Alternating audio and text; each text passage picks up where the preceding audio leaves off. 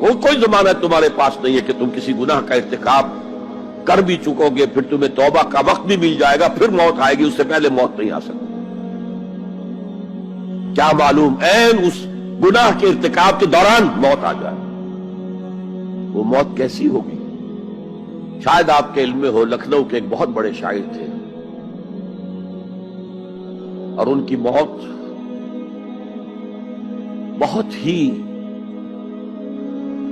مکروہ حالات میں واقع، رات کو 2-3 بجے، جس کو آپ انگریزی میں کہتے ہیں in the small hours of the morning,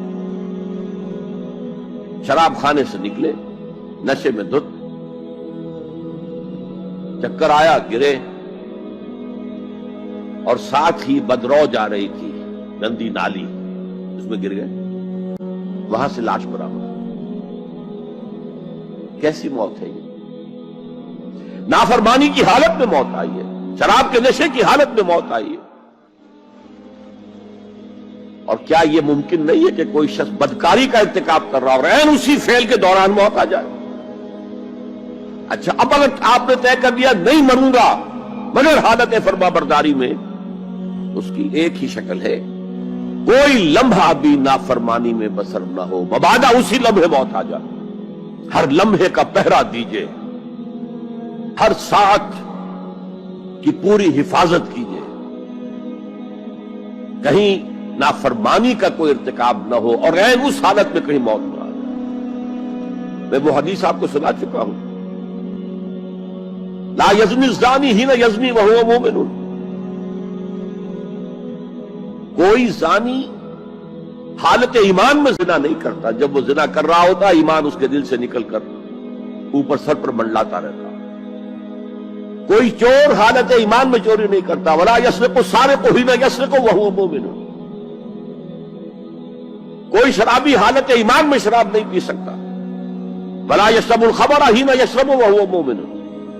اگر ایمان بھی ہو دل میں اور یہ حرکات بھی ہو رہی ہو تو وہ ایمان 2 پیسے کا نہیں، 2 ٹکے کا نہیں، کیا اس ایمان کی قیمت ہے؟ کیا قدر و قیمت ہے اس کی؟ اب اگر عین اسی حالت کے اندر موت آ گئی تو یہ تو خلوع ایمان ہے، ایمان کا خالی ہو جانا ہے۔ یہ ہے وہ بات جو کہی گئی۔ اب یہ اسلام اور تقوی، ان دونوں کو یہاں نوٹ کر لیجئے۔ یا ایھا الذین آمنوا اتقوا اللہ حق تقاتہ ولا تموتن الا وانتم مسلمون۔ اے ایمان کے دعوے دارو، اللہ کا تقوی اختیار کرو جتنا کہ اس کے تقوی کا حق ہے، اور دیکھنا موت نہ آنے پائے مگر فرما برداری کی حالت۔ اب یہ اینٹیں اگر پختہ ہو گئی ہیں، ہم نے جہاد کے مختلف مراحل ان پر غور کیا تھا۔ پہلا مرحلہ کیا تھا؟ نفس امارہ کے خلاف جہاد، شیطان اور اس کی ذریت سلبی و مانوی کے خلاف جہاد، بگڑے ہوئے معاشرے کے جو پریشرز ہیں ان کے خلاف جہاد۔ یہ 3 جہاد کر کے کما حقہ فرض کیجئے کہ اب آپ تقوی اور فرما برداری کی روش پر راسخ ہو گئے، قائم ہو گئے۔ اب اگلا قدم کیا ہے؟ اب ان اینٹوں سے فصیل بنانی ہے۔ اینٹیں تو مضبوط ہو گئی، پوری طرح پک گئی، پختہ ہو گئی۔ وہ جو اقبال کہتا ہے کہ خام ہے جب تک تو ہے مٹی کا ایک انبار تو، اور پختہ ہو جائے تو ہے شمشیر بے زنہار تو۔ اور جس سے اکبر اللہ آبادی نے بھی کہا ہے، اس سے بھی بہتر انداز میں کہا ہے، تو خاک میں مل اور آگ میں جل، جب خشت بنے تب کام چلے، ان خام دلوں کے عنصر پر بنیاد نہ رکھ، تعمیر نہ کر۔ اگر ساحل سمندر سے ریت لے کے گولا بنا لیں، وہ نم تو ہوتی ہے ریت، گولا بن جائے گا، پھر اسے شیشے پر بھی ماریں گے، شیشہ کھڑا رہے گا، ریت بکھر جائے گی۔ اسی گولے کو ذرا بھٹی میں ڈال کے پکا لو، روڑا بنا لو،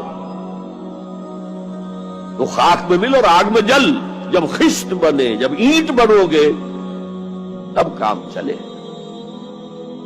اب اگر اسے مارو گے تو کوئی نتیجہ تو برآمد ہوگا کہ نہیں؟ دین کی بات پھیلانا صدقہ جاریہ ہے۔ ثواب کی نیت سے ویڈیو کو شیئر ضرور کیجیے۔ جزاک اللہ۔